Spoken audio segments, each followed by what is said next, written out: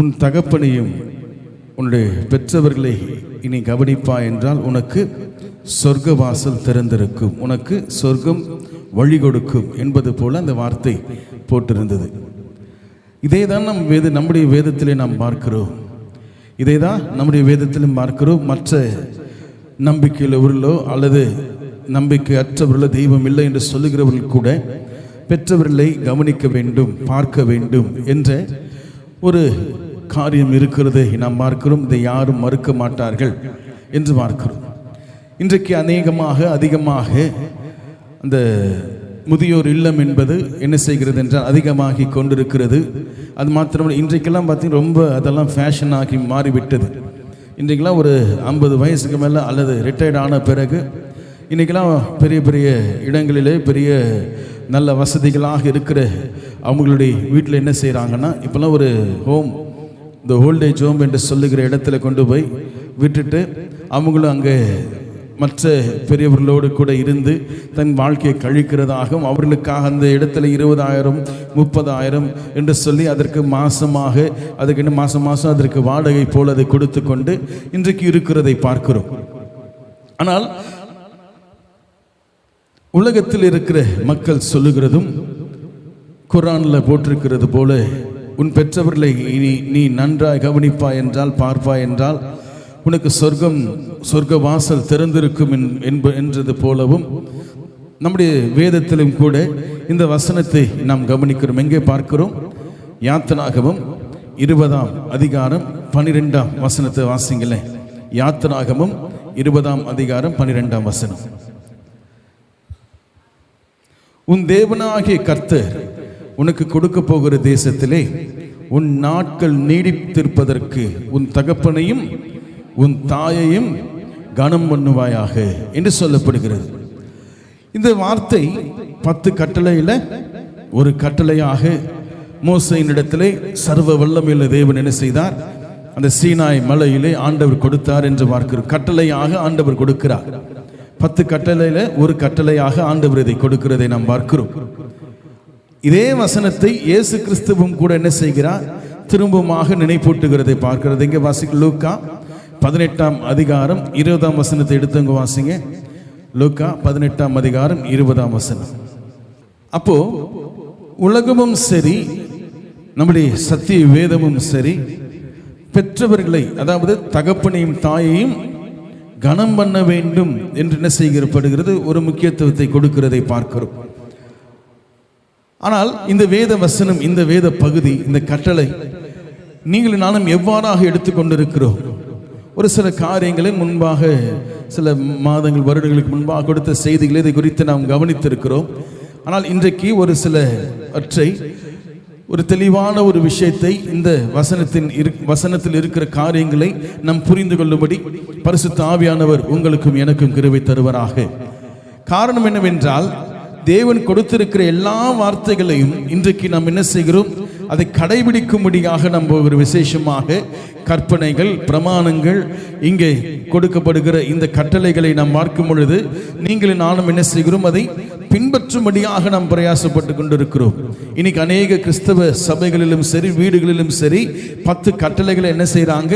ஒரு லிஸ்டாக போட்டு அதை பின்பற்றுகிறேனா இல்லையா என்று சொல்லி டிக் அடித்து கொண்டே இன்றைக்கு நான் என் அப்பா அம்மாவை கனம் பண்ணிட்டேன், அவங்க காலில் விழுந்து அவங்க கிட்ட ஆசீர்வாதம் வாங்கிட்டேன், அவங்களுக்கு தேவைகளை நான் கொடுத்து விட்டு என்று சொல்லி பல விஷயங்கள் என்ன செய்கிறார்கள்?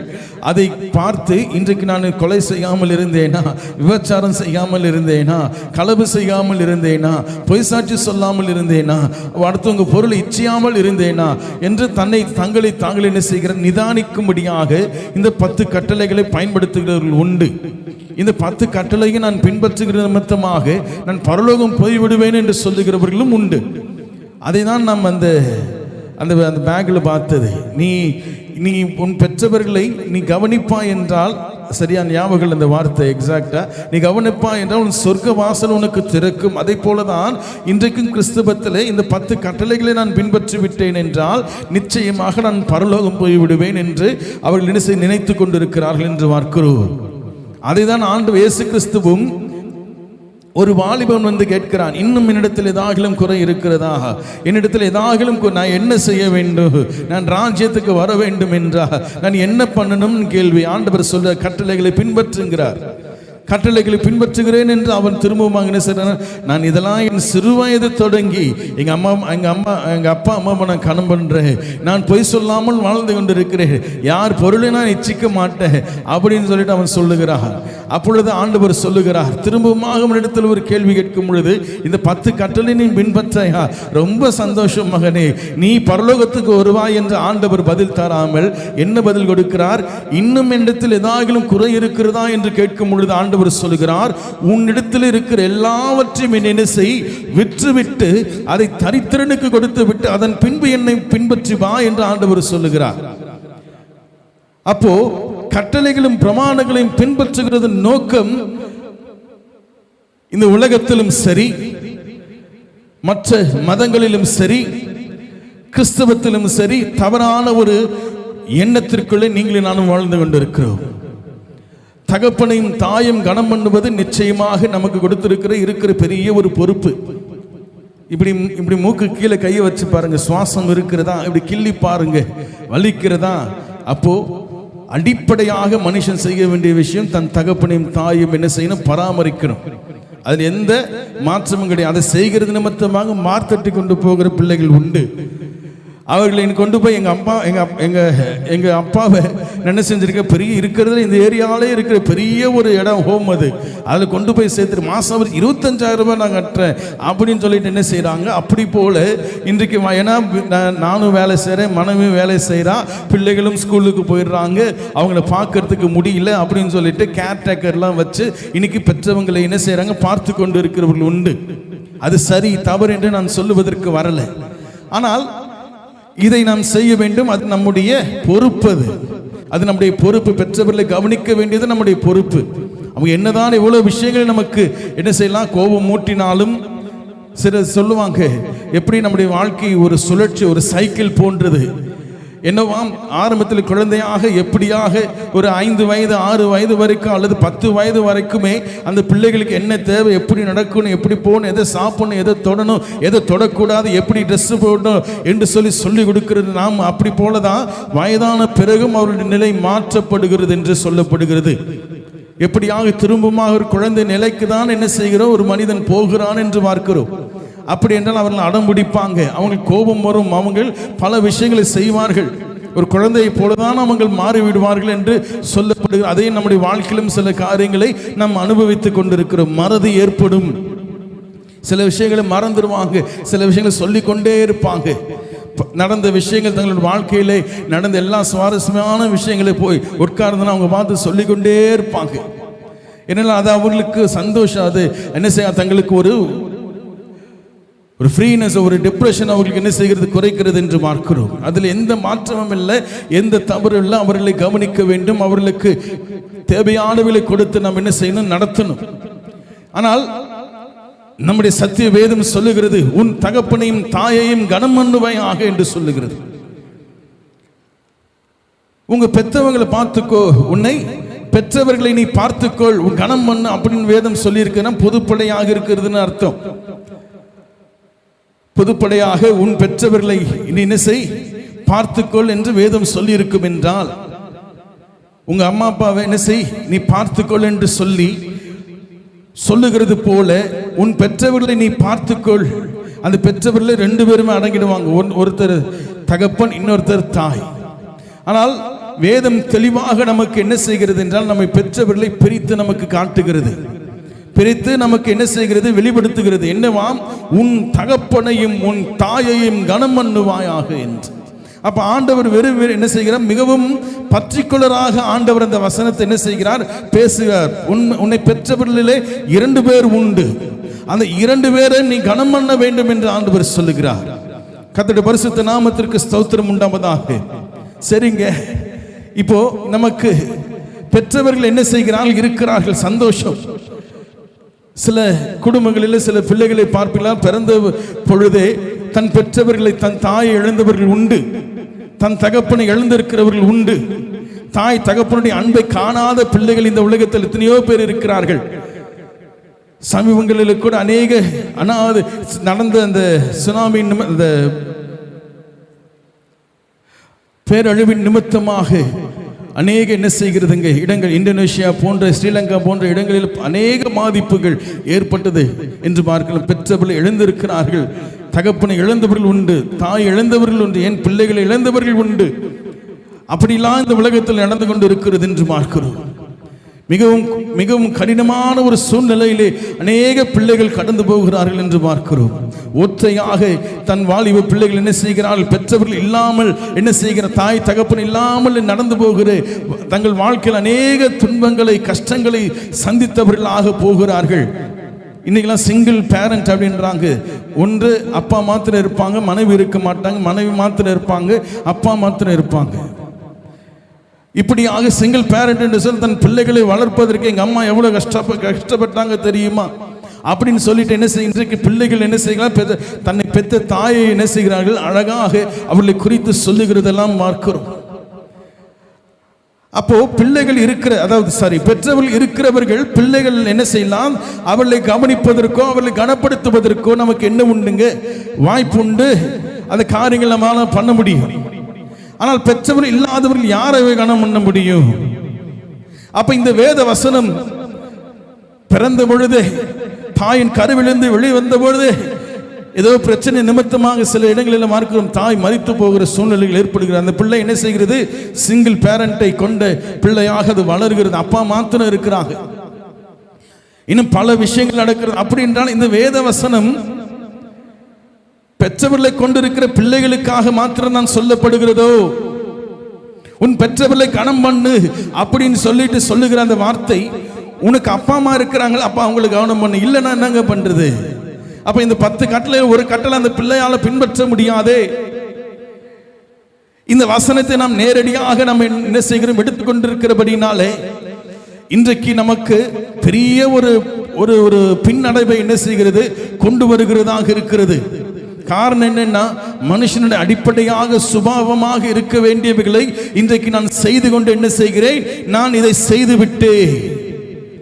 எங்க அம்மா அப்பாவை நான் என்ன செய்யறோம், நல்ல ஒரு இடத்துல வச்சு பார்த்துறேன், கூடயே வச்சு நான் மாத்திருக்கிறேன் அப்படின்னு சொல்லிட்டு நம்ம என்ன செய்கிறோம், கிறிஸ்தவனோ இஸ்லாமியனோ இந்துவோ எந்த மனுஷனோ என்ன செய்கிறான், தன்னை மார்த்தடி. எங்கள் அம்மா அப்பா எப்படி பார்த்துக்கிறேன்னு தெரியுமா, எங்கள் அப்பா எவ்வளோ கஷ்டப்பட்டார், அவருக்குன்னு ஒரு பெரிய ஒரு இடத்தை வாங்கி அங்கே வீடு கட்டி அவர் தனியாக அவர் என்ன செய்ய நான் வச்சிருக்கிறேன். நான் சமீபத்தில் கூட ஒரு வீடியோ ஒன்று நான் பார்க்கும் பொழுது ஒரு விஷயம் கேட்டேன். ஒரு மனிதர் நல்ல பெரிய நிலைக்கு வந்த பிறகு தன்னுடைய தகப்பனுக்காக என்ன செய்தார், ஒரு வீட்டை கட்டி அந்த வீட்டில் அவர் இருக்கிறார், அவருக்குன்னு ஒரு அறையை கட்டி பெரிய அவங்க அப்பாவுக்கு தேவையான எல்லாம், அவங்க அப்பா புத்தகம் படிப்பான புத்தகத்தை எல்லாம் வச்சு என்ன செய்திருக்கிறார், அங்கே கொண்டு வந்து வாழும்படியாக விட்டிருக்கிறார். அவருக்கு என்ன எங்கள் அப்பாவை நான் நல்லா பார்த்துக்கிறேன். ஆனால் அவங்க அப்பா சோகமாகவே இருக்கிறார். 6 மாசமா இருக்கு. அவங்க ஃப்ரெண்ட்ஸு கிட்ட எங்கள் அப்பாவை நான் நல்லா தான் வச்சு பார்த்துருக்கிறேன், வேற நேரத்திற்கு போய் அவங்க கேர்டேக்கர் இருக்கிறாங்க, போய் சாப்பாடு கொடுக்குறாங்க, அவருக்கு மருந்து கொடுக்குறாங்க, மாத்திரை கொடுக்குறாங்க, அவங்களை தூங்க வைக்கிறாங்க, ஏதாவது காலமுக்கி விடுறாங்க, அவங்களுக்கு மசாஜ் பண்ணும் அதுவும் பண்ணி விடுறாங்க, அவர் படிக்கிறதுக்கு புக்கு இருக்கிற, டிவி பார்க்காத பொழுதுபோக்குவதற்கு அங்கே டிவி இருக்கிறது, எல்லாம் இருக்கிறது அப்படின்னு சொல்லி எங்கள் அப்பாவை நல்லா தான் நான் பார்த்துருக்கிறேன் அப்படின்னு சொல்லி கேட்டால், அவங்க அப்பா கிட்ட போய் கேட்கும் பொழுது அவங்க அப்பா சொன்னார், நீ எல்லாம் சரிடா, எனக்குன்னு நான் பேசுவதற்கு ஒருவர் கூட என் கூட இல்லையே, என் நண்பர்கள் என் கூட இல்லை என்று சொல்லப்படுகிறதா. எத்தனை வசதிகள் எத்தனையாக நான் பெற்றவர்களை பார்த்தாலும் அவர்கள் எதிர்பார்க்கிறது உரையாடலை. நான் வச்சு பார்த்துக்கிறது நிமித்தமாக, நான் ஒரு நல்ல காசை கொடுத்து ஒரு இடத்தை வைத்து நான் பார்க்கறது நிமித்தமாக அவங்க என்ன செய்கிறாங்க, நல்லா இருக்காங்க, சந்தோஷமா இருக்கு, நல்லா செய்கிறேன்ல, இன்னும் உனக்கு என்ன பிரச்சனை அப்படின்னா நம்ம பேசுறது இல்லை. நம்ம அவர்களோடு கூட நம்ம என்ன அவர்கள் கவனிக்கிறது இல்லை.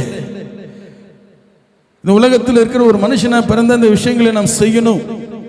பணத்தை மாத்திரம் அதற்குரிய பணத்தை கொடுப்பது நிமித்தமாக அவங்க மாதம் 20,000 அல்லது 30,000 அவங்க பார்த்துக்கிறதுக்கு அவங்க கொடுப்பது நிமித்தமாக அவர்களை நான் கவனித்து விட்டேன், அவர்களை கனப்படுத்தி விட்டேன் என்று ஆகாது.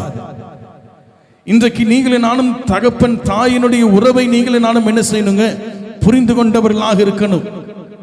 சத்திய வேதம் என்ன சொல்லுக வருகிறது என்பதை நாம் கவனிப்போம். ஆனால் அதற்கு முன்பாக நீங்களும் நானும் பெற்றவர்களுக்கு தர வேண்டிய கனத்தை, மரியாதையை நிச்சயமாக நாம் செய்ய வேண்டும், கொடுக்க வேண்டும். நீதிமொழிகள் 20ஆம் அதிகாரம் 20ஆம் வசனத்தை எடுத்துங்க, வாசிங்களே. அருமையான ஒரு வேத பகுதி அது சொல்லுகிறது. நீதிமொழிகள் 20ஆம் அதிகாரம் 20ஆம் வசனம்.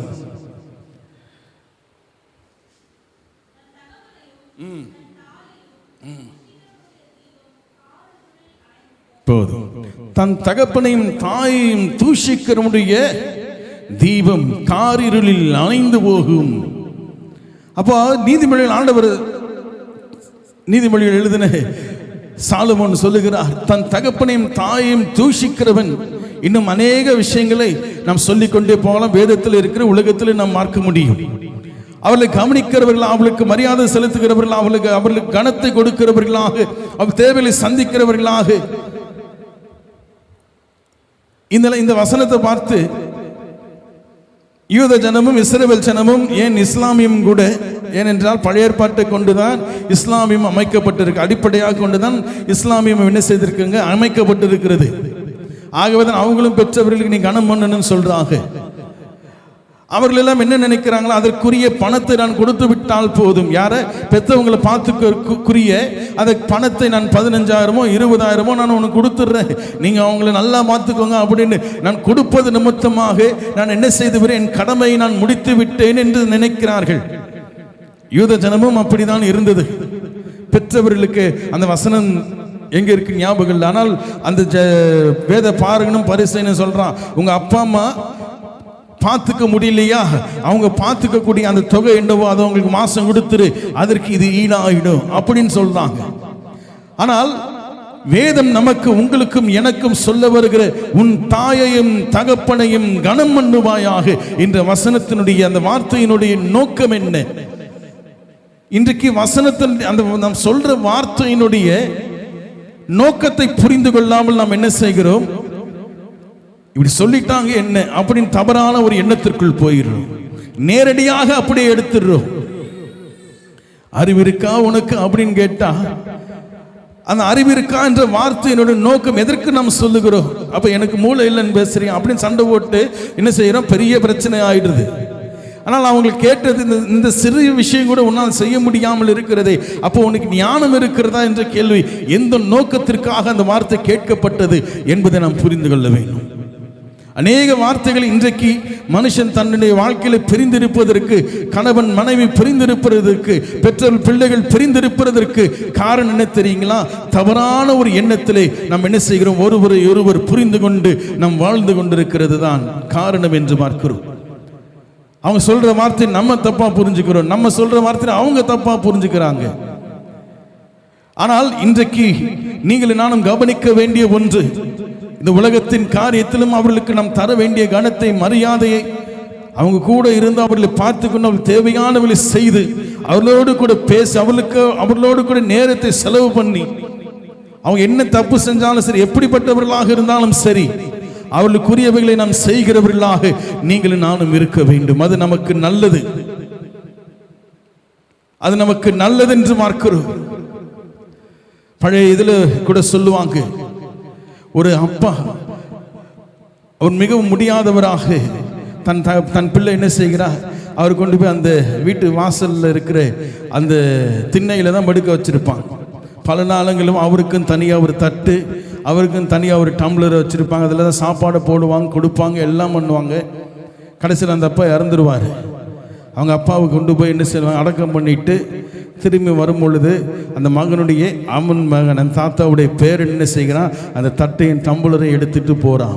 அவங்க அப்பா கேட்குற, என்னடா அதை எடுத்துட்டு போற, தூக்கி போட வேண்டியது இல்லைப்பா, இது எனக்கு தேவைப்படும், எனக்குன்னா உனக்கு அது தேவைப்படும் எடுத்து என்ன செய்கிறான்னா வைத்தான். ஏனென்றால் நான் என்ன செய்கிறதோ அதுதான் என் பிள்ளைகளும் செய்வார்கள்.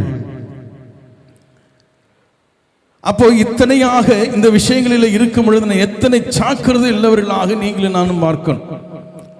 நாம் வாழ வேண்டும். இந்த பூமிக்கு வாழ்க்கைக்கு இவ்வளவு சாக்கிறது, இவ்வளவு கரிசனை, இவ்வளவு பொறுமை. இன்னைக்கு நமக்கு பொறுமை இல்லாததான் பெரிய பிரச்சனை. பொறுமையே இல்லை நமக்கு. சகிக்கக்கூடிய தன்மை இல்லை. சொல்ற நான் மாத்திரம் பயங்கரமா பொறுமையா இருக்கிற சகிக்கிறார் பிரதர் அப்படின்னு நினைக்காதீங்க. எனக்கும் அந்த பிரச்சனை தான், எல்லோருக்கும் அந்த பிரச்சனை இருக்கிறது. நாம் என்ன செய்கிறோம் என்றால், நாம் ஒருவருடைய காரியத்தை நாம் புரிந்து கொள்வதற்கோ, அவங்க சொல்ற என்ன நிலையில் இருக்கிறாங்க, அவங்க என்ன கேட்க வராங்கன்னு புரிந்து கொள்ளுகிற அளவுக்கு, அதை கேட்கிற அளவுக்கு நமக்கு என்ன இல்லைங்க, நிதானம் இல்லை. படபடன்னு அவன் பாட்டு வேலை செஞ்சுட்டு போயிடுறேன். இதை பண்ணாது, அவங்க என்ன சொல்ல வராங்க கேட்கறதே கிடையாது. அல்லது இவங்க என்ன சொல்றாங்க அவங்களும் கேட்கறது கிடையாது. அப்படிப்பட்ட ஒரு சூழ்நிலையில தான் நம்முடைய வாழ்க்கை அமைக்கப்பட்டு கொண்டிருக்கிறது என்று பார்க்கிறோம். உன் தகப்பனையும் தாயையும் கனம் பண்ணுவாயாக என்ற விஷயத்தில் ஆண்டவர் சொல்லுகிறார். உறவிலை நீ என்ன செய்ய, அந்த உறவுக்காக நீ என்ன செய்ய வேண்டும், போராட வேண்டும் என்று சொல்லுகிறார். அவர் என்ன செய்தாலும், எப்படிப்பட்டவர்களாக இருந்தாலும், நல்லவர்களோ கெட்டவர்களோ, அவர்களுக்காக நீங்கள் என்ன செய்யணும், போராட வேண்டும், அவர்களுக்காக நிற்க வேண்டும். அதே அப்படியே திருப்பியும் பெற்றவர்கள் பிள்ளைகளுக்காகவும் நிற்க வேண்டும். ஒரு பிள்ளையை பார்த்துட்டு ஒரு பிள்ளைக்கு வேற மாதிரி, ஒரு பிள்ளை இந்த மாதிரி அந்த மாதிரி என்ன செய்கிறோம் பார்க்கிறவர்கள் உண்டு. பெண் பிள்ளையை பார்க்கிறவங்க ஒரு மாதிரி பார்ப்பாங்க, ஆண் பிள்ளை வேறு மாதிரி பார்ப்பாங்க. இப்படிப்பட்ட வித்தியாசங்கள் என்ன செய்ய இருக்கிறது நிமித்தமாக இன்றைக்கு பெரிய பிரச்சனைகள் குடும்பங்களில் நான் என்ன செய்கிறதுக்கு வந்து கொண்டிருக்கிறது. நேற்று சும்மா பேசிக்கொண்டு ஒரு வார்த்தை பேசிட்டு இருந்தோம். இன்னைக்கு நம்ம சொத்தெல்லாம் வாங்கி வச்ச நாளைக்கு வர நம்ம சந்ததி என்ன செய்யும், அதை நல்லா அனுபவிக்கணும் பிரதர் அப்படின்னாரு. நாளைக்கு அதை அனுபவிச்சா பரவாயில்ல, சண்டை போட்டு கோர்ட்டில் போய் நின்று இழுத்து பிடிச்சி வச்சுக்கிட்டு இருந்தா என்ன பிரயோஜனம், சொத்து இல்லாமல் இருக்கிறதே நல்லது அப்படின்றது போல பேசி கொண்டிருந்தோம். அவர்களுக்காக நம்ம சொத்தை சேர்த்து வைக்கிறோம், பணத்தை சேர்த்து வைக்கிறோமோ, அதை காட்டிலும் அவர்களுக்கு நல்ல ஒரு சூழ்நிலைகள், நல்ல படிப்பை அவர்களுக்கு கொடுத்து விட்டு, தேவனை குறித்ததான ஞானத்தை, அறிவை அவர்களுக்கு கொடுத்து விட்டு, நல்ல ஆரோக்கியமான ஒரு உடலை நம்ம அவர்களுக்கு கொடுப்போம்னா அதுவே பெரிய சொத்து அவர்களுக்கு. அதுக்கு சொத்து சேர்த்து வைக்கக்கூடாதுன்னு பிரதர் சொல்லிட்டேன், உனக்குலாம் கிடையாது போடா அப்படின்னு போயிட்டு சண்டை போட சொல்லலை. ஆனால் நாம் செய்ய வேண்டியவைகளை நாம் சரியான விதத்திலே நாம் செய்கிறவர்களாக, நியாயத்தை நீதியாய நாம் அவர்கள் என்ன செய்யணும், நடத்துகிறவர்களாக இருக்கணும். நீ எனக்கு சொத்து தரலையா போ அப்படின்னு இருக்கிற பிள்ளைகள் உண்டு. அவங்க செத்தா கூட பரவாயில்ல, செத்தவர்கள் நான் மூஞ்சி முகத்தை கூட பார்க்க மாட்டேன் அப்படின்ற இருக்கிற பிள்ளை, ஏன்னா சொத்து கொடுக்கல. ஆனால் வேதம் சொல்லுகிறது, உன் தாயும் தகப்பனையும் கனம் பண்ணுவாயாக என்றால் அவர்களுக்குரிய உறவை நீங்களும் நானும் என்ன செய்யணும், மதிக்கிறவர்களாக இருக்க வேண்டுமா, மதிக்கிறவர்களாக நீங்களும் நானும் இருக்கணும். பணத்தை கொடுத்துட்டா எல்லாம் முடிஞ்சிருச்சா, இல்லை. அவர்களுக்கு இந்த மாசம் மாசம் பணம் அனுப்புறது நிமித்தமாக அவங்களுக்கு நான் என்ன செய்கிறேன், அவங்களோட நான் அன்பா இருக்கிறேன் என்று சொல்லிவிட முடியாது. அவங்க தொல்லை இல்லாமல் இருக்கிறதுக்கு செய்கிற விஷயங்கள் அவைகள்லாம். அவங்க என்ன செஞ்சாலும் எப்படி இருந்தாலும் அவர்களை நாம் கவனிக்கிறது நம்முடைய பொறுப்பாக, கடமை என்று கூட சொல்ல மாட்டோம், நம்முடைய பொறுப்பு அது. காரணம் என்னவென்றால் வேதம் நமக்கு இயேசு கிறிஸ்துவை நமக்கு நினைப்பூட்டுகிறார். வேத பாருங்க, பரிசனை போல் ஆண்டவர் சொல்ல வரல, நீங்களும் நானும் ஒரு மனுஷனா பிறந்தா அடிப்படையாக மனுஷனுடைய இயல்பு என்னவாக இருக்க வேண்டும் என்றால், அவன் பெற்றவர்களை மதிக்கிறவனாக இருக்க வேண்டும், கனப்படுத்துகிறவனாக இருக்க வேண்டும். பெற்றவர்களும் பிள்ளைகளுக்கு மதிப்பையும் கனத்தையும் கொடுக்கணும். ஆனால் இன்றைக்கு என்ன செய்கிற, அப்படியே தலைகளாக மாறி அதை செஞ்சா நான் பரலோகம் போயிடுவேன்னு சொன்ன என்ன அநியாயம் அதெல்லாம். அப்ப இந்த கட்டளையில ஆண்டவர் நமக்கு, அப்போ நீங்க சொல்லலாம், கட்டளை சொல்லப்பட்டு இருக்கிறது 10 கட்டளையில ஒரு கட்டளையாக உன் தாயும் தகப்பனையும் கனம் பண்ணுவாயாக என்று சொல்லி இருக்கிறாரு. அப்படிதான் அந்த வாலிபனும் செய்தான். சிறு வயது தொடங்கி நான் அதை செய்கிறேன் என்று சொன்னாலும் இன்னும் என்ன குறை இருக்குன்னு கேட்கும் பொழுது ஆண்டவர் சொல்லுகிறார், உனக்கு உண்டான எல்லாவற்றையும் விற்று விட்டு தரித்திரனுக்கு கொடு. உன் தாய் தகப்பனை நீ கனப்படுத்துவதன் மூலமாக உனக்கு வந்த எல்லா ஆசீர்வாதத்தையும் நீ விற்றுவிட்டு தரித்திரனுக்கு கொடுன்னு சொல்றாரு. அப்ப என்ன ஆச்சரியம், ஆண்டவர் என்ன சொல்ல வருகிறார்? அப்போ தாய் தகப்பனை நாம் கவனிக்கிறது நிமித்தமாக, அவர்களுக்கு கொடுக்க வேண்டிய கனத்தை மரியாதை செலுத்துவது நிமித்தமாக நமக்கு நம்முடைய தலையின் மேலே, சிரசின் மேலே ஆசீர்வாதம் வந்து தங்கும். ஆனால் அது நிமித்தமாக உண்டான எல்லாவற்றையும் விட்டுவிட்டு என்னை பின்பற்றுன்னு சொன்னாரே, அப்ப அதை தாண்டின ஒன்றை தெய்வம் நமக்கு வெளிப்படுத்தும்படியாக இருக்கிறார். ஆனால் அந்த வாலிபன் மிக ஆஸ்தி உடையவனாக இருக்கிறபடினாலே இதெல்லாம் நான் எப்படி செய்வது என்று சொல்லி மிக மன வருத்தத்தோடு போனான் என்று வேதம் நமக்கு சொல்லுகிறது என்று பார்க்கிறோம். அப்போ உன் தாயும் தகப்பனையும் கனம் பண்ணுவாயாக என்ற வார்த்தை அவர்களை கவனிப்பது நிமித்தமாக, அவர்களுக்கு நாம் ஆறுதலாக இருப்பது நிமித்தமாக, அவர்களுக்கு நாம் செய்ய வேண்டியவைகளை சரியாக செய்வது நிமித்தமாக நமக்கு வருகிற நன்மைகளை நாம் இன்றைக்கு பார்த்து கொண்டிருக்கிறோம். நீ இதை செஞ்சனா உனக்கு சொர்க்க வாசல் உனக்கு திறக்கப்படும், நீ இதை பண்ணனா உனக்கு சொர்க்கம் கிடைக்கும், இதை செய்தனா உனக்கு பரலோகம் வரும், இதை செஞ்சனா நீ ஆண்டவரோட வருகையில போடலாம் அப்படின்னு இன்னைக்கு பிரசங்கத்தை நம்ம கேட்டுட்டு இருக்கிறோம். தகப்பனின் தாயும் கனம் பண்ணக்கூடாது என்ற விதத்தில் நான் சொல்ல வரல. ஒரு மனுஷனா பிறந்தாலே அதை செய்ய வேண்டும், இல்லைன்னா மனுஷ ஜன்மமே அல்ல. என்ன பிரதர் இவ்வளவு கடினமா சொல்றாரு? இருக்கிறது உண்மை அதுதான். ஆனா சில பெற்றவர்கள் மிகவும் மோசமானவர்களாக நான் சில விஷயங்களெல்லாம் நான் கேட்டிருக்கிறேன். அவங்களும் சலச்சவங்கள் இல்லை, அவங்களும் குறைஞ்சவங்க கிடையாது. அப்படியாக நிற்கிறவர்களாக இருப்பார்கள். ஆனால் நாம் செய்ய வேண்டியதை நாம் செய்யணும். அவர்கள் செய்ய வேண்டியது அவர்கள் செய்யணும், நாம் செய்ய வேண்டியது நாம். வேதம் உன் பிள்ளைகளுக்கு, உன்னுடைய பிள்ளைகளை நீ என்ன செய்யாத, கோபம் மூட்டாது இருங்கள் என்று வேதம் சொல்லுகிறது. பவுல் சொல்லுகிறார் இல்லையா, உன் பிள்ளைகளுக்கு நீ கோபம் மூட்டாத அப்படின்றார்.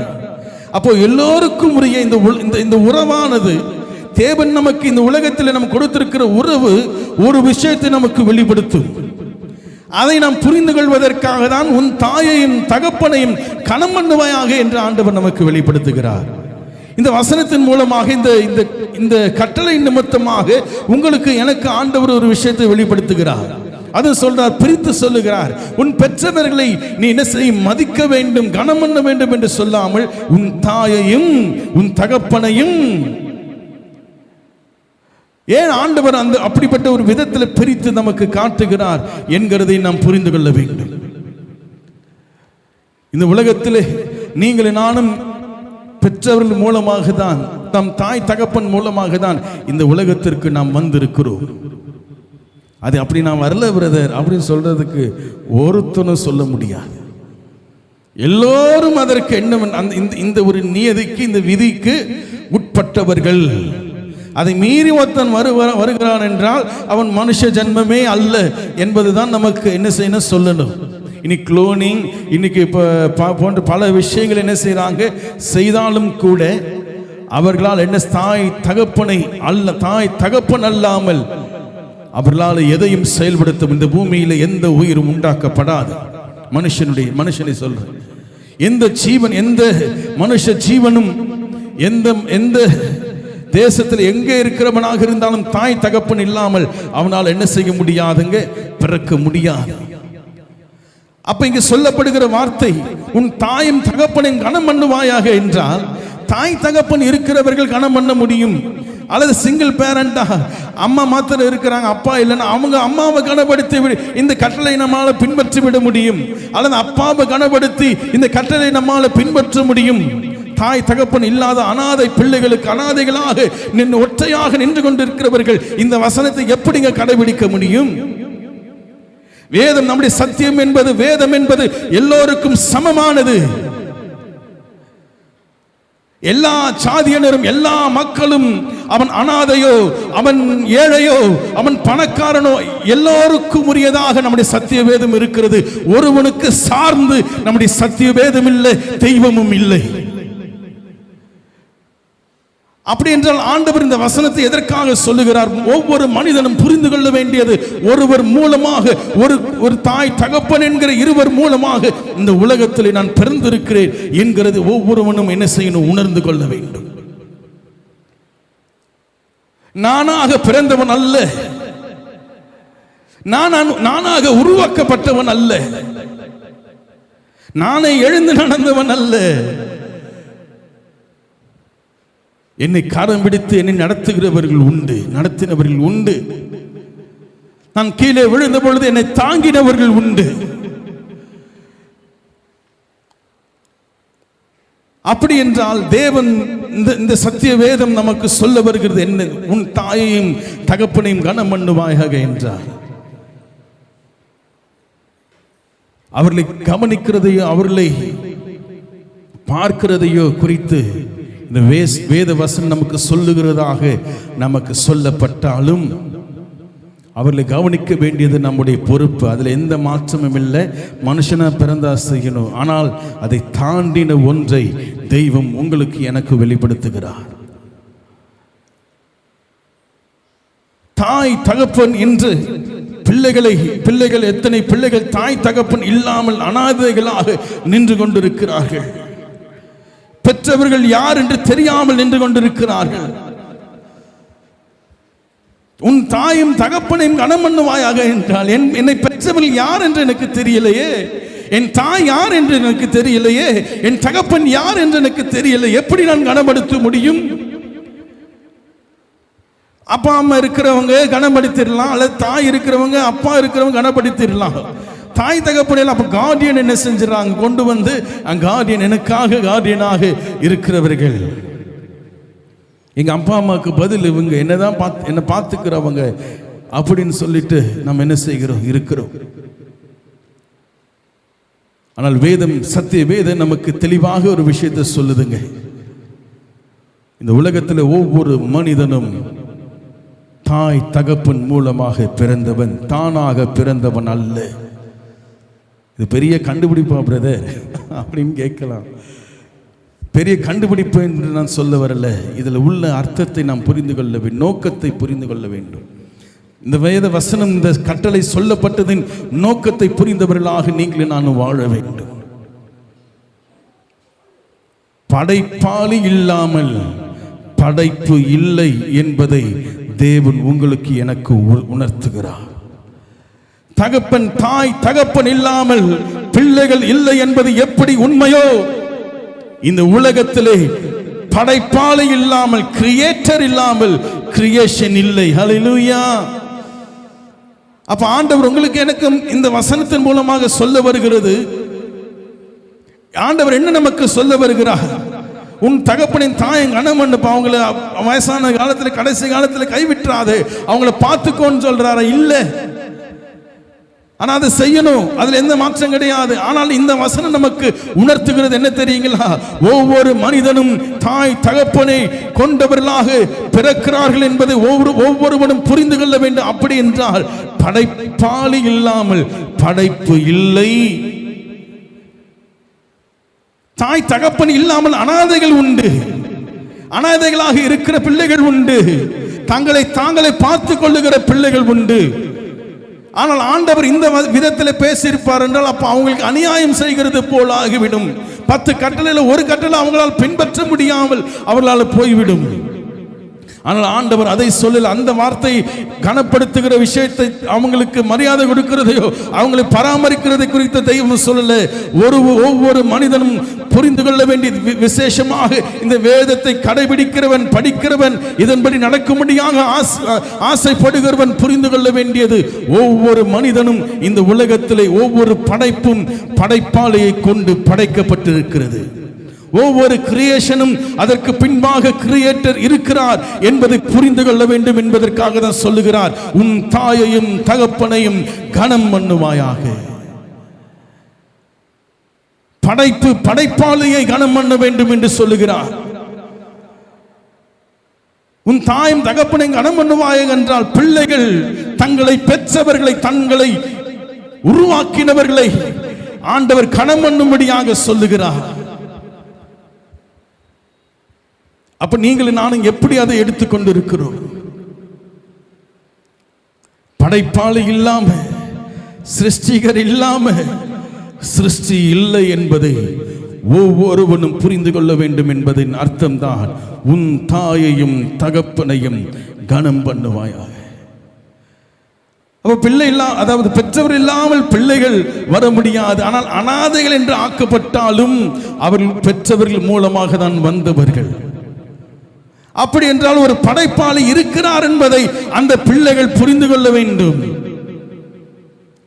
என் தாய் தகப்பனை படைத்தவர்கள் உண்டு. என் தாய் தகப்பனை, என்னை பெற்றவர்களை படைத்திருக்கிறவர்கள் உண்டு. அவர்கள் அப்படியே நாம் கடந்து போகும் பொழுது இந்த உலகத்திலே முதல் ஆரம்பமாக இருக்கக்கூடிய நமது ஆதி தாய் தகப்பன் என்று சொல்லப்படுகிற ஆதாம் ஏவாளை உருவாக்கின படைப்பாளி நம்முடைய தேவன். ஹல்லேலூயா. கர்த்தருடைய பரிசுத்த நாமத்திற்கு ஸ்தோத்திரம் உண்டாவதாக. அப்படி என்றால் ஆண்டவர் உங்களுக்கு எனக்கும் உணர்த்துகிற இந்த கட்டளை நிமித்தமாக உணர்த்துகிற ஒன்று, இந்த உலகத்தில் சகலமும் படைப்பாளியின் மூலமாக தான் உருவாக்கப்பட்டிருக்கிறது. ஹல்லேலூயா. ஆனால் ஒரு விஷயத்தை நாம் புரிந்து கொள்ளணும். பெற்றவர் இல்லாமல் இன்றைக்கு எத்தனை பிள்ளைகளை நாம் பார்த்து கொண்டிருக்கிறோம். அனாதை பிள்ளைகள் என்று சொல்லுகிறார்கள். ஆர்ஃபனேஜ்ல கொண்டு போய் பார்த்த அத்தனை பிள்ளைகள் அங்கே நிற்கிறார்கள் என்று பார்க்கிறோம். அப்படி என்றால் இந்த உலகத்தில் நீங்களும் நானும் படைப்பாளி இருக்கிறார் என்பதை நாம் புரிந்து கொண்டு வாழ்கிற வாழ்க்கைக்கு தான் கடவுள் உங்களை என்னையும் அழைத்திருக்கிறாரே அன்றி இந்த உலகத்தில் இனி பெற்றவர்களுக்கு கவனிக்கணும், பெற்றவர்களை பார்க்கணும் என்ற விதத்தில் இந்த சத்திய வேதம் நமக்கு வெளிப்படுத்தல. ஹல்லேலூயா. ஆனால் வெளிப்படுத்துகிறதாக நமக்கு தோன்றினாலும் இந்த வேத வசனம் நமக்கு சொல்லி தருகிற ஒரு வார்த்தை என்னவென்றால், உங்களுக்கு எனக்கு ஆரம்பம் ஒன்று உண்டு, உங்களுக்கு எனக்கு படைப்பாளி என்று ஒருவர் உண்டு, உங்களுக்கு எனக்கு சிருஷ்டிகர் என்று ஒருவர் உண்டு என்பதை ஒவ்வொரு சிருஷ்டியும் உணர்ந்து கொள்ளும்படியாக, மனித குலம் உணர்ந்து கொள்ளும்படியாக, யூத ஜனம் உணர்ந்து கொள்ளும்படியாக, கிறிஸ்தவ ஜனம் உணர்ந்து கொள்ளும்படியாக ஆண்டவர் சொல்லுகிறார், உன் தாயையும் தகப்பனையும் கனம் பண்ணுவாயாக. ஹல்லேலூயா. நீ வந்த இடத்தை கனம் பண்ணணும், வந்த நோக்கத்தை நீ பார்க்கணும், வந்த இடம் எங்கிருந்து வந்தாய் என்பது துவக்கத்தை நீ புரிந்து கொள்ள வேண்டுமா? ஆனால் இன்றைக்கு பெரிய பிரச்சனை என்ன தெரியுங்களா? அப்பா அம்மா பேர் தெரியும், அவங்க அப்பா அம்மா தாத்தா பாட்டியோட பேர் தெரியும், அதற்கு மேலே இருக்கவங்கள பேர் தெரியும். அதற்கும் போகணும்னா மேலே போகணும்னா நமக்கு எந்த பேரும் கிடையாது. இப்பொழுது தான் நம்ம என்ன செய்கிறோம், கவர்மெண்ட்ல போய் நம்ம பதிவு பண்ணுறோம், நம்முடைய பர்த்தை பதிவு பண்ணுறோம். சில ஆண்டுகளுக்கு பல நூற்றாண்டு, சில நூற்றாண்டுகளுக்கு முன்பாகலாம் பார்த்தீங்கன்னா அப்படிப்பட்ட பதிவிடுகிற காரியங்கள் இல்லை. எப்பொழுதும் பதிவிடும்படியாக ஆரம்பித்தார்கள் என்றால் இயேசு கிறிஸ்து பிறந்த அந்த நாளில் தான் சென்சஸ் எடுக்க ஆரம்பித்து யார் அப்பா யார் அம்மா யார் பிள்ளை என்கிற அந்த காரியத்தை நீங்களே நானும் என்ன செய்கிறோம் பார்க்கிறோம். அதற்கு முன்பாக அப்படி இருந்ததில்லை. அப்போ ஆண்டவர் உங்களுக்கு எனக்கு சொல்ல வருகிற நோக்கத்தை புரிந்தவர்களாக இந்த வசனம் எதற்காக சொல்லப்படுகிறது என்பதை நாம் புரிந்து கொண்டு நடக்கிறவர்களாக இருக்க வேண்டும். அப்போ ஒரு தாயும் தகப்பனையும் கனம் பண்ணுகிற விஷயத்திலே இவ்வளவு காரியங்கள் நமக்கு இருக்கிறது. இன்னைக்கு சொல்றாங்க, என் தாய் தான் எனக்கு தெய்வம். அதுல எந்த மாற்றம் இல்லை. ஏனென்றால் நம்மை உருவாக்கினவர்கள் அவர். தெய்வம் என்று ஏன் சொல்லுகிறார்கள்? அவர்கள் தெய்வம் என்று ஏன் என்ன எதற்காக சொல்லுகிறார்கள்? பெற்ற எங்க அப்பா தாங்க எனக்கு தெய்வம், எனக்கு முதல் ஹீரோ என்னுடைய அப்பா அப்படின்னு சொல்றோம். தவறல்ல. நிச்சயமாக அதை நாம் சொல்ல வேண்டும், அவர்களை கனப்படுத்த வேண்டும். அதற்காக நாம் நிச்சயம் அவர்களுக்கு என்ன செய்யணும், என்ன அவங்களுக்கு செஞ்சாலும் போதாது. நம்ம என்னதான் அவங்க செஞ்சு நம்மை பெற்றெடுத்திருக்கிறார்களே, இந்த உலகத்தில் சொல்லப்படுகிறது 10 மாதம் பெற்றெடுக்கிறது என்கிறது. டெலிவரி டைம் என்பது செத்து பிழைக்கிற ஒரு தருணம் என்று சொல்லி தன் ஜீவனையே தந்து நமக்கு என்ன செய்யறாங்க, நம்மை பெற்றெடுக்கிறார்கள் என்று சொல்லப்படுகிறது. அப்படி என்றால் நம்மை பெற்றவர்கள் நமக்காக என்ன, நம்மை பெற்றெடுக்கிறது மாத்திரமல்ல, நம்மை பெற்றெடுக்கிறது மாத்திரம் அவர்கள் செய்கிறது இல்லைங்க, நம்மை பராமரிக்கிறவர்களாகவும் அவர்கள் இருக்கிறார்கள். அப்போ சிருஷ்டிகர் சிருஷ்டியை சிருஷ்டித்தது மாத்திரமல்ல, உருவாக்கி வைத்தது மாத்திரமல்ல, அந்த சிருஷ்டியை தெய்வம் பராமரித்துக் கொண்டிருக்கிறார் என்பதை விளக்கும்படியாக தான் தகப்பனையும் தாயையும் கனம் பண்ணுவாயாக. தகப்பன் சிருஷ்டி, தாய் என்று சொல்லப்படுகிறது நம்மை தொடர்ந்து பராமரிக்கிறவர்கள் என்ற அர்த்தம். தகப்பன் மூலமாக தான் சிருஷ்டிகள் என்ன செய்யும், இந்த உலகத்தில் சனம் நாம் என்ன செய்யணும், பிறக்கிறோம். ஆனால் தாய் என்ன செய்கிறார்கள், நம்மை தொடர்ந்து நம்மை பெற்றெடுத்து நம்மை பராமரிக்கும்படியாக நம்மை கடந்து செல்லும்படியாக இருக்கிற இருவரும் சேர்ந்து செய்கிற செயல் என்று பார்க்கிறோம். சொல்லுவாங்க, கடவுள் எல்லா இடத்திலும் வர முடியாது என்பதற்காக தான் கடவுள் தாயை வரைச்சிருக்கிறார். அப்போ தகப்பன் எங்கே போனார்? எங்க சில பேர் சொல்லுவாங்க, அம்மா இல்லாத பிள்ளைகள் தகப்பனை பார்த்து அப்பாவை பார்த்து சொல்லுவாங்க, இவங்க எனக்கு அம்மா. ஏன் தம்பி என்ன அந்த அக்காவை பார்த்து சொல்லுவேன், இவங்க எனக்கு அம்மா மாதிரி, அம்மா எனக்கு என்னை பெற்றெடுக்காத அம்மா அப்படி. ஏனென்றால் அத்தனையாக தன்னுடைய சொந்தங்களுக்காக, தன்னுடைய பிள்ளைகளுக்காக, தன்னுடைய பெற்றவர்களுக்காக தன் சுகத்தை எல்லாம் இழந்து, தன்னுடைய சந்தோஷத்தை எல்லாம் இழந்து ஒருவர் அவர்கள் அந்த உறவுக்காக அவள் படுகிற பாடு, அவளை பராமரிக்க ஒரு பாக்கணும், எப்படியாவது படிக்க வச்சிடணும், எப்படியாவது உனக்கு அதை செய்திடணும், எப்படியாவது இந்த திருமணத்தை நடத்திடணும், எப்படியாவது உனக்கு நல்லது செஞ்சிடணும் என்று போராடுகிற குணத்தை உடையவர்களாக உறவுகள் இருக்கிறது போல சிருஷ்டிகரம் இருக்கிறார் என்பதை உணர்த்துவதுதான் இந்த வேத வசனம். ஆனால் இன்றைக்கு என்ன தெரியுங்களா, இன்னைக்கு என்ன பரிதாபம் தெரியுங்களா, நானே தான் என்னை பார்த்து கொண்டு இருக்கிறேன். தகப்பன் தாய் இல்லாத அனாதைகளைப் போலதான் இன்றைக்கு இந்த உலகத்தில் இருக்கிற நீங்களும் நானும் சுற்றி கொண்டிருக்கிறோம். என்னை பார்க்க ஒருவரும் இல்லையே, என்னை விசாரிக்க ஒருவரும் இல்லையே. மிக வேதனையோடு கூட ஆண்டவர் ஒரு வசனத்தை இஸ்ரவேலை குறித்து சொல்லுகிறார்.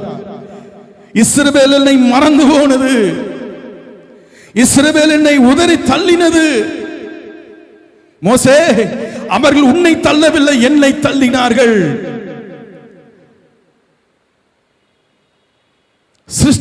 சிருஷ்டிகர் இருந்தும் சிருஷ்டி அனாதையாக தன்னை எண்ணிக்கொண்டிருக்கிறதை ஆண்டவர் என்ன செய்கிறார்? மிக மன வருத்தத்தோடு கூட ஆண்டவர் சொல்லுகிறார், உன் தகப்பனையும் தாயும் கனம் பண்ணுனா நான் இருக்கிறேன் என்பதை மறந்து போகாதே. நான் இருக்கிறத மறந்துட்டியா நீன்னு கேட்பாங்க சில நேரத்தில். நீயே எல்லாத்தையும் செஞ்சுட்டு இருக்க, நான் இருக்கல, நான் செய்ய மாட்டேனா உனக்கு? நீங்க எனக்கு அப்பாவே இல்லை, நீங்க எனக்கு அம்மாவே இல்லை அப்படின்னு சொல்லிட்டு உதறி தள்ளிவிட்டு ஓடுகிற போகிற பிள்ளைகளை போலதான் இன்றைக்கு சிருஷ்டிகரை சிருஷ்டி உதறி தள்ளி கொண்டிருக்கிறது. இந்த வசனத்தின் மூலமாக, இந்த வார்த்தையின் மூலமாக ஆண்டவர் உணர்த்துகிறது ஒன்று என்ன? சிருஷ்டிகர் இல்லாமல் சிருஷ்டி இல்லை. ஆனால் அந்த சிருஷ்டியை சிருஷ்டிக்கிறவர் மாத்திரமல்ல, அதை பராமரிக்கிற ஒருவர் இருக்கிறார் என்பதை நீங்கள் நானும் மறந்து போக கூடாது. கரை சேர்க்கிற வரைக்கும் பெற்றவங்க என்ன செய்வாங்க? பிள்ளைகளுக்காக போராடும், எப்படியாவது படிக்க, கடனை உடனே வாங்கியாவது படிக்க வைக்கிறோம்.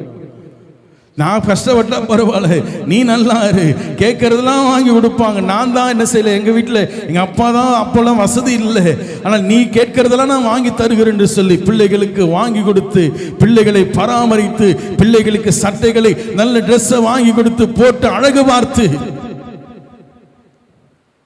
கீழே விழுவார்கள் என்றால் தூக்கி அவர்களுக்காக பதறிவோ என்ன ஆனது என்று சொல்லி கூட்டிக் கொண்டு ஆஸ்பத்திரிக்கு ஓடி போகிறோம்.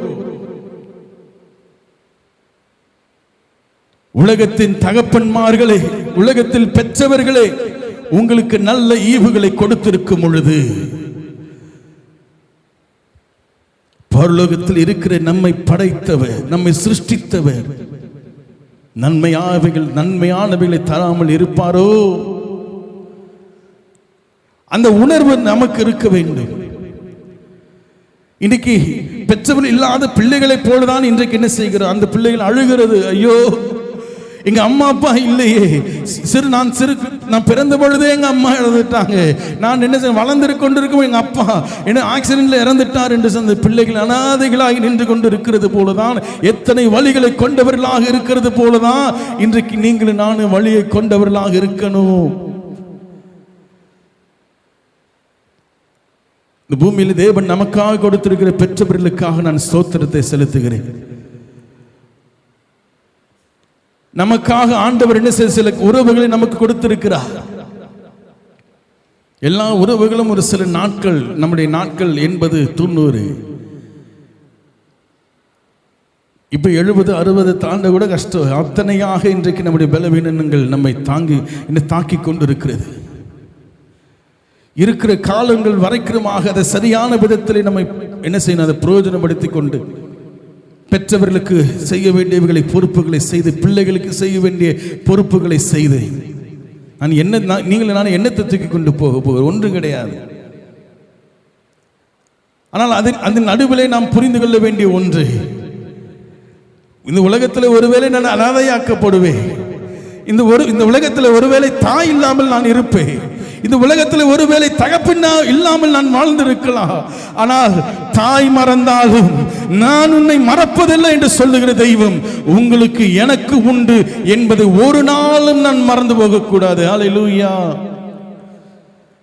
ஆகவேதான் ஆண்டவர் அந்த வார்த்தை, தாய் மறந்தாலும் மறக்கிறவர்கள் அவள் இருக்க முடியாது. 80 வருஷம் பலவீனங்கள் வந்து அவர்கள் மறித்து போய், என்ன சூழ்நிலை வந்தாலும் அவள் மறந்து போயிடலாம், மறித்து போயிடலாம். எங்க அம்மா அப்பாக்கு என்ன ஞாபகமே இல்லைங்க, யாருன்னு கேட்கிறார் என்ன, என மறதி. உன்னை பெற்றெடுத்து தாய் மறந்தாலும் என்றால் அவர்கள் இன்றைக்கு தெய்வமாக, இன்றைக்கு தாய் என்ன, என் தாயை எனக்கு தெய்வம் என்றெல்லாம் போடுகிற உண்மை, அதுல எந்த மாற்றம் இல்லை. அந்த தாயை படைத்தவரை, தாயை உருவாக்கினவர் யார் என்பதை புரிந்து கொள்ள வேண்டாமா? ஆனால் இந்த உலகம் என்ன செய்கிறது தெரியுங்களா? இந்த உலகம் சிருஷ்டிகரை, இன்னும் சொல்ல போனா உங்களுக்கு எனக்கும் தகப்பன் தாய் தெய்வம். இந்த உலகத்தில் கடவுள் நமக்கு கொடுத்திருக்கிற உறவுகள், பெற்றவர்கள் பிள்ளைகள் என்ற உறவை கொண்டு நாம் புரிந்து கொள்ள வேண்டியது யாரை தெரியுங்களா? சிருஷ்டிகரை. ஹல்லேலூயா. ஆனால் சிருஷ்டி என்ன செய்கிறது? சிருஷ்டிகரை மறந்து போகிறது. ஆகவேதான் வேதத்தில் சொல்றார் ஆண்டவர், உன் வாலிப பிரயாயத்திலே, எனக்கு வயசாயிடுச்சு பிரதர், நான் நினைக்க வேண்டாம் அப்படின்னு இல்லை, ஒவ்வொரு நாளும் என் பலன், எனக்கு பலன் இருந்தாலும் இல்லாமல் போனாலும், எல்லா சூழ்நிலையிலும் என்னை உருவாக்கினவர் உண்டு, என்னை பராமரிக்கிறவர் உண்டு. ஆகவேதான் தகப்பன் உன் தகப்பனையும் உன் தாயையும் கனம் பண்ணுவாயாக. தாய் நம்மை பெற்றெடுத்து இந்த உலகத்தில் கொண்டு போய் நம்மை விட்டிருக்கலாம், விற்றெடுத்து இந்த உலகத்தில் கொண்டு போய் விட்டு இருவரும் சேர்ந்து தகப்பன் என்ன செய்கிறார்? அந்த பிள்ளைக்காகவும் தாய்க்காகவும் உங்களை போராடி சம்பாதித்து கொண்டு வந்த பிள்ளைகளுக்காக பராமரிக்கும்படியாக அன்பை கொடுத்து தாங்கி அவருக்கு வேண்டியவளை செய்து இந்த உலகத்தில் நமக்கு செய்கிற தகப்பன் தாயை போலதாக அவர்களையும் படைத்த, நம்மை படைத்த சிருஷ்டிகர் இருக்கிறார் என்பதை நினைவுபடுத்தும்படியாக தான் இந்த கட்டளை நமக்கு கொடுக்கப்பட்டிருக்கிறது. கட்டளை நோக்கத்தை புரிந்து கொள்ளணும். கட்டளை கொடுத்துட்டா நான் பின்பற்ற, இங்க சிக்னல் போட்டாங்க, அதை நான் ஃபாலோ பண்றது நிமித்தம் அவங்க மேன்மையா இல்லையே.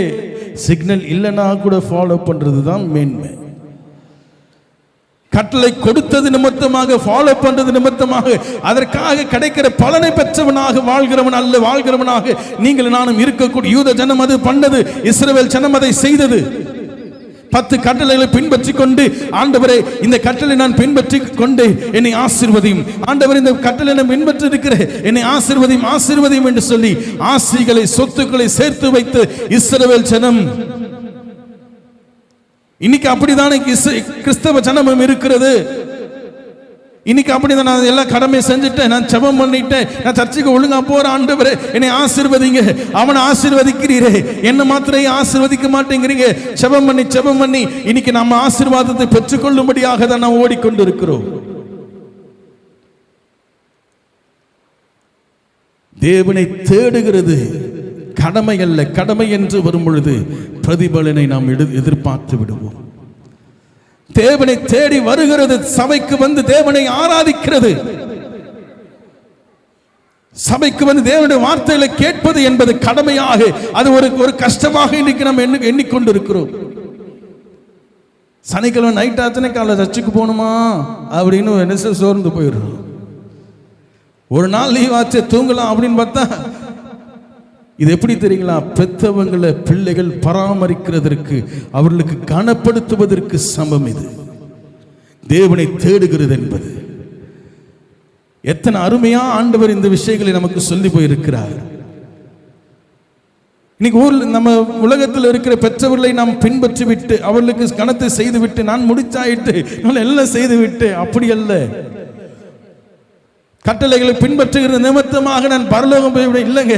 அந்த கட்டளை நோக்கத்தை புரிந்து கொண்டு, அந்த கட்டளை எதற்கு நேராக நடத்துகிறதோ அதற்கு நேராக நான் போவேன் என்றால், அப்பொழுது நான் சொர்க்க வாசல் எனக்கு திறந்திருக்கும்.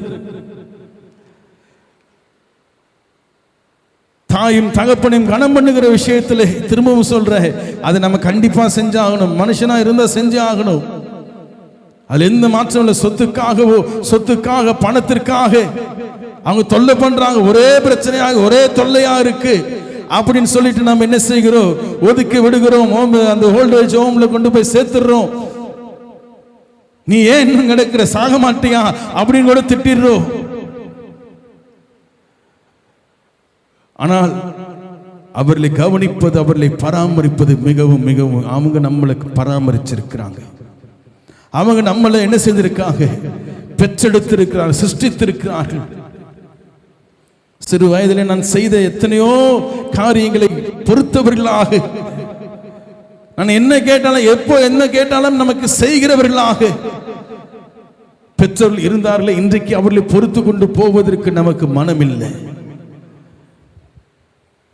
ஐயோ பிரதர், நான் நல்லா தான் செஞ்சிட்டு இருக்கேன், எனக்கு ஏன் சொல்லு உங்களுக்கு. அதாவது இந்த வசனம் ரெக்கார்ட் செய்யப்படுகிறது. பொதுவான விதத்தில் இந்த வேதத்தை நான் சொல்லிக் கொண்டிருக்கிறேன். நம்முடைய சபையில் இருக்கிற எல்லோரும் நிச்சயமாகவே தேவன் கொடுக்கிற காரியங்களை, தேவன் தந்த உறவுகளை மதிக்கிறவர்களாக, அதற்காக பிரயாசப்படுகிறவர்களாக, பொறுப்புள்ளவர்களாக நாம் வாழ்ந்து கொண்டிருக்கிறோம். நிச்சயமா அப்படி இல்லை பிரதர், அப்படி என்னால் முடியலன்னு சொன்னால் முயற்சி செய்வோம், அதை மாற்றுவோம். நிச்சயமாக தேவன் நமக்கு உதவி செய்வார். கர்த்தருடைய பரிசுத்த நாமத்திற்கு ஸ்தோத்திரம் உண்டாவதாக. அப்போ ஆண்டவர் சிருஷ்டிகர் எப்படிப்பட்டவர் என்பதை புரிந்து கொள்வதற்காக தான் தாயும் தகப்பனையும் கனம் பண்ணுவாயாக இந்த வசனத்தை, இந்த தேவன் அந்த வார்த்தை நமக்கு கொடுத்திருக்கிறார். இந்த கட்டளை ஆண்டவர் நமக்கு கொடுத்திருக்கிறார். இந்த கட்டளை கொடுத்ததுனால சிருஷ்டிகரை புரிஞ்சுக்கிறேன் போகணும் என்பது அல்ல. இந்த கட்டளை கொடுக்கப்படலைன்னாலும் பெற்றவங்களை எப்படி கனப்படுத்தணுமோ அதை போலவே சிருஷ்டிகரையும் நான் கனப்படுத்த வேண்டும். ஹல்லேலூயா. சிருஷ்டிகளுடைய கடமை அது, சிருஷ்டிகளுடைய பொறுப்பது. சிருஷ்டிகள் நிச்சயமா செய்தாகணும். ஆனால் இன்னைக்கு என்ன ஆகிறது தெரியுங்களா, சிருஷ்டிகரே இல்லை என்று சொல்லி இந்த சிருஷ்டி சொல்லி கொண்டிருக்கிறது. அதை வீணானவைகளுக்காக இந்த உலகத்திலே சிருஷ்டிகரை என்ன செய்கிறோம், நாம் இழந்து கொண்டு போய் கொண்டிருக்கிறோம். ஆகவே நீங்கள் நானும் நிச்சயமாக தேவன் தருகிற, தேவனால் கொடுக்கப்படுகிற அந்த நன்மையை பெற்றவர்களாக, இந்த வசனத்தின் மூலமாக சிருஷ்டிகர் யார் என்பதை புரிந்து கொள்ளுகிறவர்களாக இருக்கணும். தாய் தகப்பனையும் தாயும் என்று பிரித்து ஆண்டவர் காட்டினதற்கு காரணம் என்ன தெரியுங்களா, அவர் நம்மை சிருஷ்டித்தவர் மாத்திரமல்ல, நம்மை பாதுகாத்து நம்மை பராமரித்து நம்மை நடத்துகிறவரும் அவரே. ஹல்லேலூயா. நீங்கள் நான் ஒவ்வொரு நாளும் அதை உணர்ந்து கொள்ள வேண்டும். என்னை ஆண்டவர் கண்டுக்கவே மாட்டேங்கிறாரு, எனக்கு நடக்கிற விஷயங்களே மாற்றா, ஆண்டவர் எங்க கூட இருக்காரான்னு தெரியலையே, பிரச்சனையோடு கூட தானே நான் வாழ்ந்து கொண்டிருக்கிறேன், என் பிரச்சனையோடு கூட தானே வாழ்க்கை போய்கொண்டிருக்கிறது என்று பல கேள்விகள் நமக்கு எழும்பலாம். ஆனால் இந்த உலகத்திலே தாய் தகப்பனை தந்து நம்மை பராமரித்து நம்மை பாதுகாத்து ஒரு அளவுக்கு நம் கால் கால் எடுத்து வைக்கிற வரைக்குமாக நம்மை நடத்தினார்களே, அதுபோல ஆண்டவர் உங்களை என்னையும் இந்த பூமியிலே வைத்து பராமரித்து பாதுகாத்து நிச்சயமாக நாள் ஒன்று வரும், அன்றைக்கு நாம் கால் எடுத்து வைக்கும் பொழுது புதிய வானம் புதிய பூமி என்ற புதிய வாழ்க்கையிலே உங்களை என்ன கொண்டு போய் என்ன செய்கிறார், நம்மை பூரண புருஷனாக தன்னுடைய சிருஷ்டியை, எந்தெந்த சிருஷ்டியெல்லாம் தேவனை உண்மையுள்ளவர்களாக தேடுகிறார்களோ அத்தனை சிருஷ்டிகளையும், அத்தனை மனிதர்களையும், அத்தனை மனுஷங்களையும் ஆண்டவர் என்ன செய்கிறார், அந்த புதிய வானம் புதிய பூமியிலே தேவனோடு கூட இருக்கக்கூடிய வாழ்க்கை ஆண்டவர் உங்களுக்கு எனக்கு தருகிறார். ஹல்லேலூயா. நிச்சயமாக பெரிய ஒரு பாக்கியம் அது. இந்த உலகத்தோடு முடிகிற உறவல்ல. தாய் தகப்பன் நம்மை இழந்து போக, நம்மை விட்டு போகலாம். தாய் தகப்பன் பிள்ளைகள் நம்மை விட்டு போகலாம். ஆனால் நம்மை சிருஷ்டித்த சிருஷ்டிகர்த்தர் ஒரு நாள் நம்மை கைவிடுகிறவர் அல்ல. ஹல்லேலூயா. அவர் நமக்கு தாய்க்கு தாயாகவும் தந்தைக்கு தந்தையாகவும் பிள்ளைக்கு பிள்ளையாகவும் இருந்து தேவன் நம்மை நடத்தி கொண்டிருக்கிறார். ஹல்லேலூயா. அந்த ஒரு உணர்வை நாம் பெற்றவர்களாக தேவனை பார்த்து சொல்லுவோமா, நீர்தான் எனக்கு தந்தை, நீர்தான் எனக்கு தாய் ஆண்டவரே. இந்த உலகத்திலே ஆண்டவரே எனக்கு எது இருந்தாலும் இல்லாமல் போனாலும் உம்மை நான் புரிந்து கொள்வதற்கு, என் தாய் என்னை விட்டு போனாலும் அல்லது தாய் மறந்து போனாலும், என் பிள்ளைகள் என்னை மறந்து போனாலும் என்னை மறவாத தெய்வம் நீர். ஹல்லேலூயா.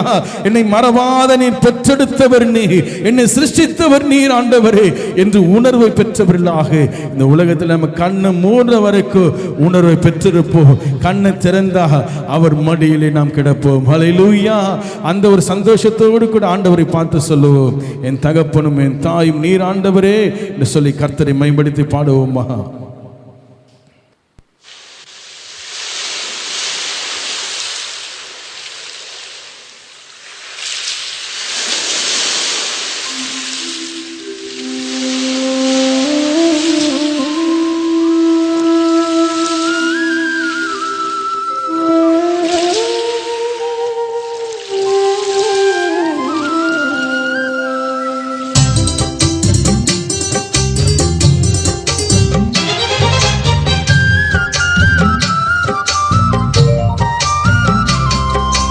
அப்பாவும் நீரே, எங்க அம்மாவும் நீரே, பேர் சொல்லி அழைத்தீரே, என்னை அள்ளி அழைத்தீரே. அப்பாவும் நீரே, எங்க அம்மாவும் நீரே, பேர் சொல்லி அழைத்தீரே, என்னை அள்ளி அழைத்தீரே. இந்த உலகில் உம்மை தவிர எனக்கு எவரும் இல்லையே, இந்த உடலில் உயிரும் ஒட்டி இருப்பது உமது கிருபையே. அப்பாவும் நீரே, எங்க அம்மாவும் நீரே, பேர் சொல்லி அழைத்தீரே, என்னை அள்ளி அழைத்தீரே.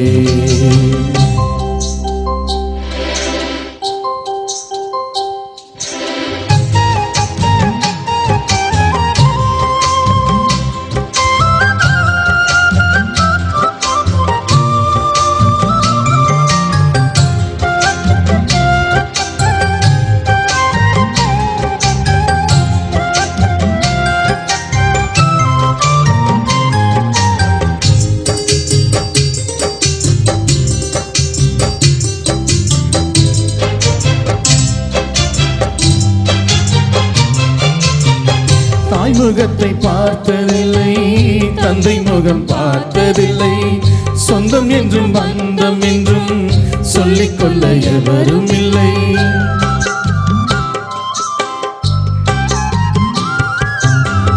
தாய் முகத்தை பார்த்ததில்லை, தந்தை முகம் பார்த்ததில்லை, சொந்தம் என்றும் பந்தம் என்றும் சொல்லிக்கொள்ள எவரும் இல்லை.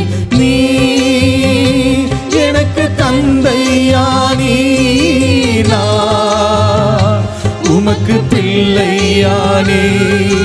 நீ எனக்கு தந்தையானி, நான் உமக்கு பிள்ளையானே.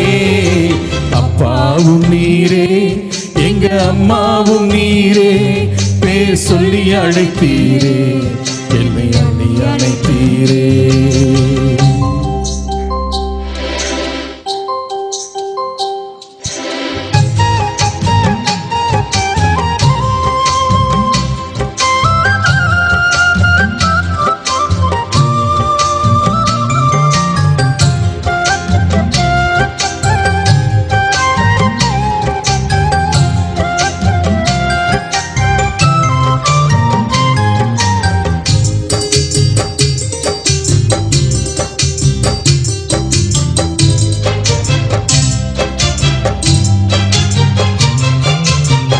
தீங்கு வரும் நாளினிலே, செட்டைகளின் மறைவினிலே, பத்திரமாய் பாதுகாக்கும் பாசமுள்ள தந்தை நீரே.